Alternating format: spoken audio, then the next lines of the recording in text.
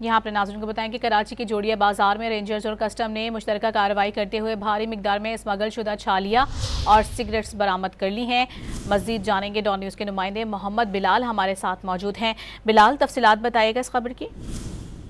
जी बिल्कुल, देखिए पाकिस्तान रजिस्ट्रेड और कस्टम इन्फोर्समेंट ने खुफिया मालूमात की बुनियाद पर मुश्तरका कार्रवाई करते हुए कराची के इलाके जोड़िया बाजार से भारी मिकदार में स्मगल शुदा छालिया और सिगरेट बरामद की गई है। तर्जुमान पाकिस्तान रजिस्ट्रेड की जानिब से ये बताया गया है कि बरामद शुदा छालिया और सिगरेट को गोदामों और दुकानों में छुपाया गया था, जबकि पाकिस्तान सिंध की जानिब से स्मगलिंग के मुकम्मल तक ऑपरेशन जारी रखने का अज़म भी सामने है। जबकि बरामद शुदा अशिया को 3 मंजिला ट्रकों और शहजोर के जरिए मजीद कानूनी कार्रवाई के लिए कस्टम हुकाम के हवाले कर दिया गया है। जी, बहुत शुक्रिया आपका बिलाल।